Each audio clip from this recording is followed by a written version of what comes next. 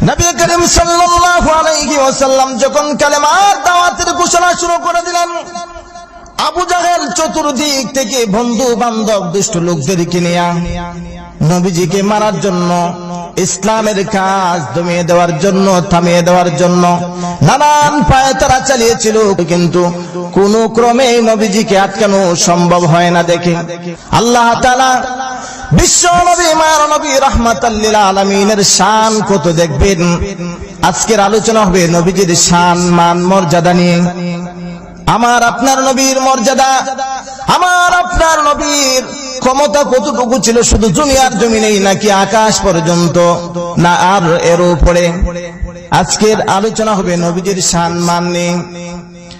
আবু জাহেল যখন চতুর্দিক থেকে বিশ্ব নবীজিকে কালেমার দাওয়াত থেকে বিরত রাখার জন্য, দমিয়ে দেওয়ার জন্য, বাধা দিয়ে আটকে দেওয়ার জন্য সব ধরনের যখন চেষ্টায় ব্যর্থ হয়ে গেল আবু লাহাব, উতবা, সাইবা, আবু জাহেল একটা পত্র লিখেছিল ওই সময় সিরিয়ার প্রেসিডেন্টের কাছে। নিজে যখন ব্যর্থ হয়ে গেল, সিরিয়ার প্রেসিডেন্ট ওই সময় ছিলেন হাবিব ইবনে মালেক, উনি ছিলেন সিরিয়ার প্রেসিডেন্ট। সিরিয়ার প্রেসিডেন্টের কাছে আবু জাহেল একটি চিঠি লিখল। সেই সিরিয়ার প্রেসিডেন্ট হাবিব ইবনে মালেক ছিলেন আবু জাহেলের অত্যন্ত কাছের একদম বন্ধু। নবীজির কালেমার দাওয়াত, ইসলাম ধর্মটাকে দমিয়ে দেওয়ার জন্য আবু জাহেল যখন ব্যর্থ হলো, তখন সিরিয়ার প্রেসিডেন্টের সাহায্য নিতে চাইল। সিরিয়ার প্রেসিডেন্টের কাছে এই মর্মে চিঠি লিখলো যে, ও আমার প্রিয় বন্ধু সিরিয়ার প্রেসিডেন্ট, আমাদের আরব দেশের মধ্যে একজন লোক, একজন যুবক যার নাম হচ্ছে মুহাম্মদ, সে নিজেকে নবী দাবি মনে করে, নবী দাবি করে, কালেমার দাওয়াত দেয় এক আল্লাহর ইবাদত করার জন্য বলে। আমরা যুগ যুগ ধরে যে মূর্তির পূজা করে আসলাম, সেই মূর্তি পূজা করতে বাধা দেয়, বাপ দাদার ধর্ম মানতে পালন করতে বাধা সৃষ্টি করে। সেই মুহাম্মদকে একদম দুনিয়া থেকে বিদায় করার জন্য আবু জাহেল পত্র লিখলো যে, আপনি যা প্রয়োজন তা অস্ত্র সহ সৈন্য সাথে নিয়ে আসেন, মুহাম্মদকে আমি একা পারতেছি না, মুহাম্মদ আমার সম্পর্কে হয়ে ভাতিজা, মানুষ লোকেরা মেনে নিবে না। কিন্তু সিরিয়ার প্রেসিডেন্ট, আপনি যদি হাজার হাজার সৈন্য নিয়ে এসে সেই মুহাম্মদকে কোলে বলে কৌশলে আটকায়া যদি কোন রকম প্রশ্ন করে তারে আটকায়া দুনিয়া থেকে বিদায় করে দিতে পারেন, তাহলে আমাদের বাপ দাদার ধর্মটা কিয়ামত পর্যন্ত টিকে থাকবে। যেই মাত্র আবু জাহেল চিঠি লিখলো, পত্র লিখলো সিরিয়ার প্রেসিডেন্টের কাছে, সিরিয়ার প্রেসিডেন্ট যিনি ছিলেন অত্যন্ত সুপরিচিত ব্যক্তি, যাকে বলা হতো সিরিয়ার সুগন্ধি ফল, অত্যন্ত ভালো লোক ছিল, জ্ঞানী লোক ছিল। বন্ধুর চিঠি পাওয়ার পরে দেখলো সেই সিরিয়ার প্রেসিডেন্টও মূর্তির পূজা করত দুনিয়ায় থাকতে। ওই সময় তারও শরীরের মধ্যে রাগ আসলো, বাপ দাদার ধর্ম মূর্তি পূজার মধ্যে বাধা দিবে, তাকে একটু দেখার আছে। সিরিয়ার প্রেসিডেন্ট 100 নয় 200 নয় 12,000 সৈন্য নিয়ে সিরিয়া থেকে রওনা করলো আরব দেশে নবীজিকে হত্যা করবে। নাউজুবিল্লাহ কোন, আর জোরে কোন, কয় হাজার? 12,000 সৈন্য নিয়ে সিরিয়ার প্রেসিডেন্ট আরব দেশের দিকে রওনা হয়ে গেল, অস্ত্র সহ সৈন্য সহ সেনাবাহিনীর দলবল নিয়ে। আপনার আমার মায়ের নবীকে আর দুনিয়াতে রাখবে না, এই সিদ্ধান্ত নিয়ে সে সিরিয়া থেকে রওনা করলো। সিরিয়ার প্রেসিডেন্ট ছিল একজন জ্ঞানী লোক। সে মনে মনে ভাবলো, আহারে যে মুহাম্মদকে হত্যা করার জন্য যাব, যদি মুহাম্মদ সত্য নবী হয় তাহলে আমি ধ্বংস হয়ে যাব, তার সাথে লড়াই করে পারবো না। আর যদি মুহাম্মদ মিথ্যা নবুয়তের দাবিদার হয় তাহলে তো কথাই নাই, মেরে ফেলবো। এই চিন্তা করে সিরিয়ার প্রেসিডেন্ট হাবিব ইবনে মালেক এইরকম একটা স্বর্ণের চেয়ার বানাইলো। যদি সত্য নবী হয়ে থাকে সে শ্রদ্ধা দিবে, কালিমা গ্রহণ করবে, মনে মনে ইরাদা করে বের হলো, স্বর্ণের একটা চেয়ার নিল। আস্তে আস্তে যখন আরবের আবতা নামক স্থানের মধ্যে উপস্থিত হলো, 12,000 সৈন্য নিয়ে বড় একটা ময়দান আবতা নামক স্থানের মধ্যে অবস্থান করলো। এবার সিরিয়ার প্রেসিডেন্ট আরব দেশে ঢুকার পরে আফগান নামক স্থানের মধ্যে তাবু গেড়ে বসে আবু জাহেলকে ডাক দিল, ও আবু জাহেল, যেই মুহাম্মদের নামে তুমি চিঠি প্রেরণ করলে সেই মুহাম্মদকে আমার কাছে নিয়ে আসো। দূত প্রেরণ করা হলো নবীজিকে আনার জন্য। এদিকে হযরত আবু বকর সিদ্দিক রাদিয়াল্লাহু তাআলা আনহু চোখের পানি ছেড়ে দিয়ে কাঁদেন, 12,000 সৈন্য অস্ত্র সহ রাসূলের আজকে আর রক্ষা নাই। আয়েশাও কাঁদেন চোখের পানি ছেড়ে দিয়ে, ইয়া রাসূলুল্লাহ, নবীজিকে যখন নিতে আসলো সেই আফগান অবস্থানে সিরিয়ার প্রেসিডেন্টের সামনে, আয়েশা বাধা দেন, আবু বকরও বাধা দেন, ইয়া রাসূলুল্লাহ, আপনার সাথে তো কোনো অস্ত্র নাই, আপনার সাথে তো কোনো দলবল নাই, আপনাকে ওরা মেরে ফেলবে, যায়েন না। বিশ্ব নবী, মায়ার নবী রাহমাতুল লিল আলামিন ডাক দিয়ে বলেন, রে আয়েশা, ও আবু বকর, আমাকে যেতে দাও, বাধা দিও না। লা তাহজান ওয়ালা তাখাফ, ভয় করিও না, চিন্তা করিও না, ইন্নাল্লাহা মাই। সুবহানাল্লাহ। কোনো চিন্তা করিও না, কোনো ভয় করিও না, মহান রব্বুল আলামিন আমার সাথে আছেন, কেউ কিছু করতে পারবে না, আমাকে যেতে দাও। এই বলে আপনার আমার মায়ার নবী লাল পোশাক পরিধান করলেন, মাথার মধ্যে কালো পাগড়ি বেঁধে নিলেন, রওনা হয়ে গেলেন। আবু বকর পিছু ছাড়তে পারে না, চোখের পানি ছেড়ে দিয়ে হাঁটতেছে। আয়েশাও চোখের পানি ছেড়ে দিয়ে হাঁটতেছে নবীজির পিছু পিছু ধরে। আরে আজকে ওরা তো অনেক সৈন্য, অনেক মানুষ, নবীজির আর রক্ষা করবে না। আবু জাহেল কৌশল করে কলে বলে 12,000 সৈন্য নিয়ে আসলো নবীজিকে মারার জন্য। এই টার্গেট কানতে কানতে যখন নবীজি হাবিব ইবনে মালিক সিরিয়ার প্রেসিডেন্টের সামনে গেলেন, সিরিয়ার প্রেসিডেন্ট আল্লাহর নবীর চেহারা মুবারক দেখে চিৎকার দিয়ে বলল, আল্লাহু আকবার। আশ্চর্য হয়ে গেল, এত সুন্দর মানুষ জীবনে আর কোনদিন দেখে নাই। সুবহানাল্লাহ। সিরিয়ার প্রেসিডেন্ট আশ্চর্য হয়ে গেল, এমন লোকই তো নবী দাবি করার উপযুক্ত, জীবনে কোনদিন এমন নুরানি চেহারা আমি দেখি নাই। শ্রদ্ধা এসে গেল তার মধ্যে, নবীজিকে স্বর্ণের চেয়ারের মধ্যে বসাইল। বসানোর পরে বলতেছে আরবের লোকদেরকে, লক্ষ লক্ষ মানুষ এখানে জমায়েত, বলতেছে, ও আরবের লোকেরা, তোমরা বলো মুহাম্মদ সম্পর্কে তোমাদের মতামত কি? সকলে একসুরে বলতেছে, মুহাম্মদ 40 বছর বয়স হওয়ার আগ পর্যন্ত মুহাম্মদ জীবনে কোনদিন মিথ্যা কথা বলে নাই, মুহাম্মদ জীবনে কোনদিন চুরি ডাকাতি করে নাই, মুহাম্মদ কোনদিন কারো সম্পদের উপর আঘাত করে নাই, ইজ্জতের উপর আঘাত করে নাই, কারো সম্পদ লুণ্ঠন আত্মসাৎ করেনি।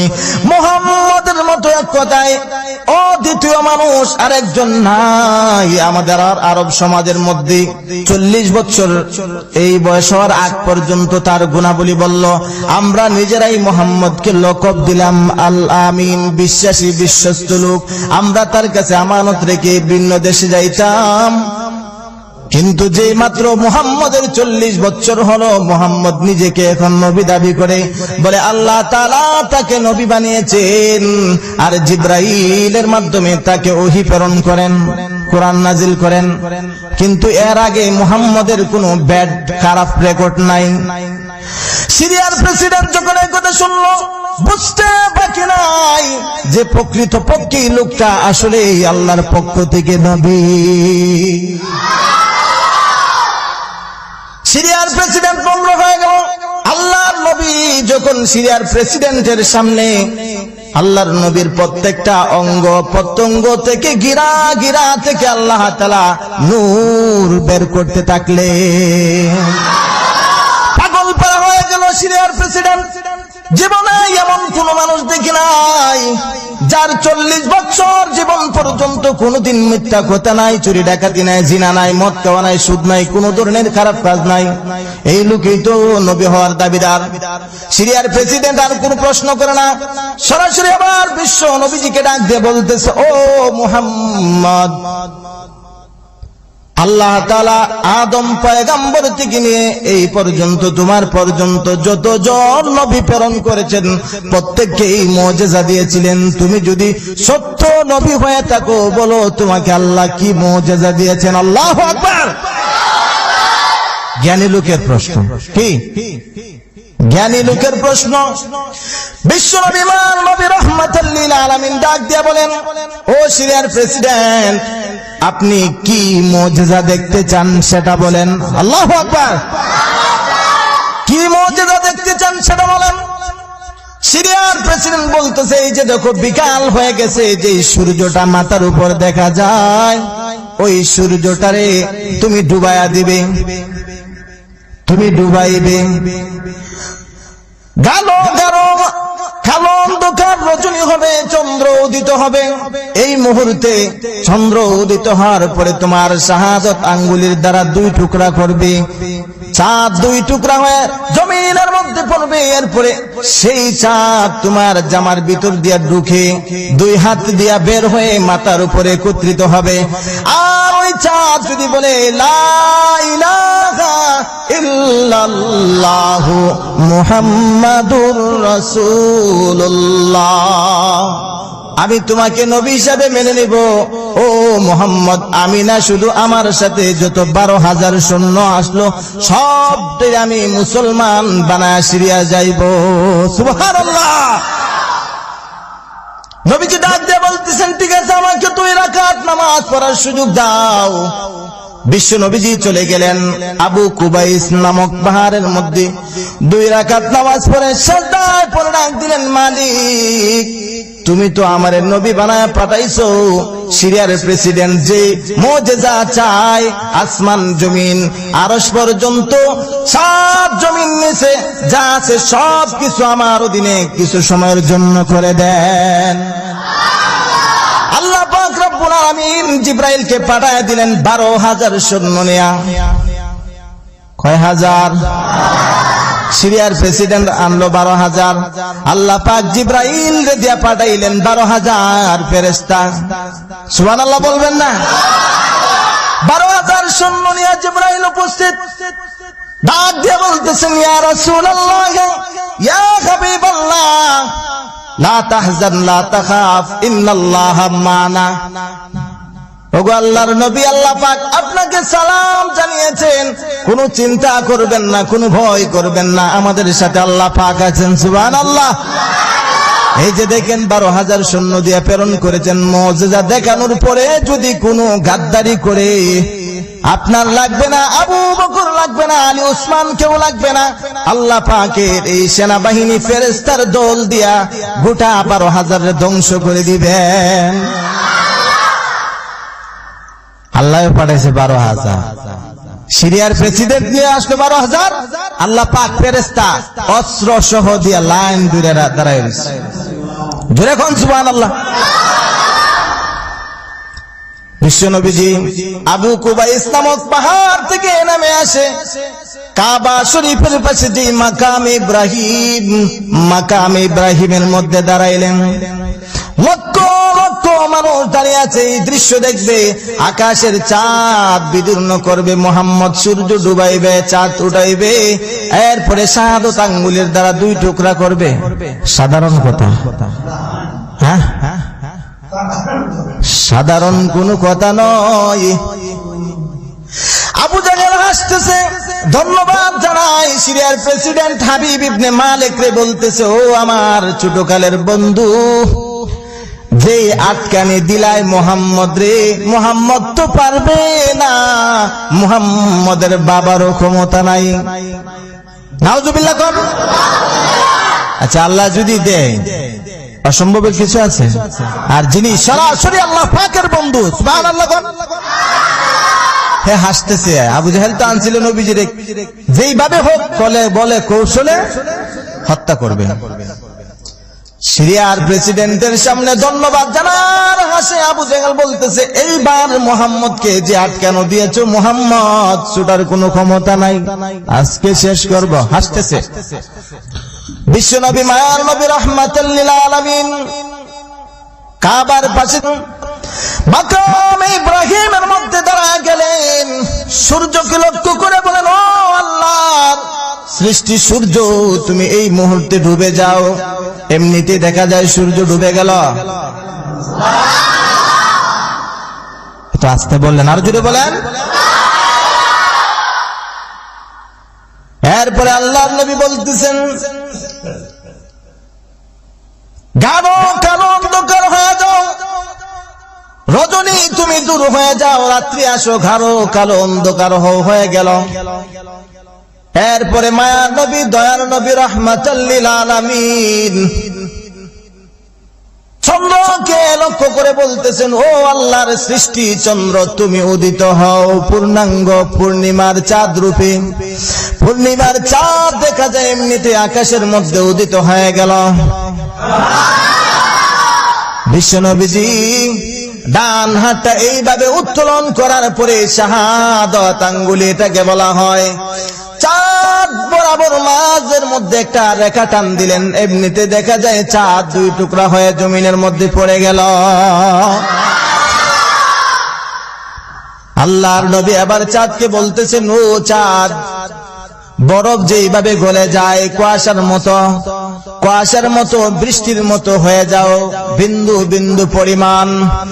আল্লাহর নবীর কথায় দেখা যায় চাঁদ মেঘের মতো, কুয়াশার মতো, বরফের মতো গলে টুকরা টুকরা হয়ে গেল।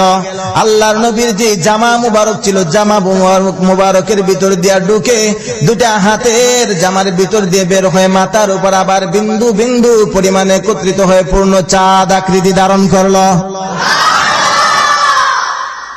এবার চাঁদ যখন মাথার উপর একত্রিত হলো, চাঁদ ডাক দিয়ে বলতেছে উচ্চ আওয়াজে, লা ইলাহা ইল্লাল্লাহু মুহাম্মাদুর রাসূলুল্লাহ সাল্লাল্লাহু আলাইহি ওয়াসাল্লাম। চাঁদ জবান খুলে বলতেছে, আল্লাহ ছাড়া কোনো মাবুদ নাই, কোনো ইলাহ নাই, আর মুহাম্মদ আল্লাহর পক্ষ থেকে প্রেরিত রাসূল, প্রেরিত নবী। আমি চাঁদ সাক্ষী দিলাম, আল্লাহ তাআলা ব্যতীত কোনো মাবুদ নাই, লা ইলাহা ইল্লাল্লাহ, আল্লাহ ব্যতীত কোনো ইলাহ নাই, কোনো মাবুদ নাই। উপাসনার মালিক একমাত্র আল্লাহ, আর সেই আল্লাহ প্রেরিত মুহাম্মদ হলেন রাসূল। চাঁদ সাক্ষ্য দিয়ে আকাশে উঠে গেল, আবু জাহেলের মাথায় ধরে গেল। আবু জাহেল মাথার মধ্যে মাটি লাগাইতেছে, পায়ের নিচের মাটি মাথার মধ্যে ঘষতেছে। আহারে, আজকে তো উপায় নাই। যেই মাত্র চাঁদ আকাশের মধ্যে গেল, সিরিয়ার প্রেসিডেন্ট হাবিব ইবনে মালিকের চোখ বেয়ে বেয়ে পানি পড়তেছে। সিরিয়ার প্রেসিডেন্ট কথা বলতে পারে না। এমন আশ্চর্য হলো, সর্বশেষ সর্বশ্রেষ্ঠ নবী মুহাম্মদ, উনি যে আল্লাহর পক্ষ থেকে নবী, তাতে বিন্দু পরিমাণ সন্দেহ নাই। সিরিয়ার প্রেসিডেন্ট উচ্চ যে ডাক দিয়ে বলতেছে, আমার সাথে যতজন 12,000 সৈন্য আছো, প্রত্যেকে জবান খুলে পড়ো, লা ইলাহা ইল্লাল্লাহু মুহাম্মাদুর রাসূলুল্লাহ সাল্লাল্লাহু আলাইহি। সিরিয়ার প্রেসিডেন্ট হাবিব ইবনে মালিককে আনা হয়েছিল নবীজিকে মারার জন্য। আল্লাহ তাআলা মুখ ঘুরায়া দিলেন। প্রেসিডেন্ট বাদশাহ মুসলমান হলো, 12,000 সৈন্য সহ সকলেই মুসলমান হয়। আবু জাহেলকে থুতু মারতে মারতে সিরিয়ার দিকে রওনা করে দিল।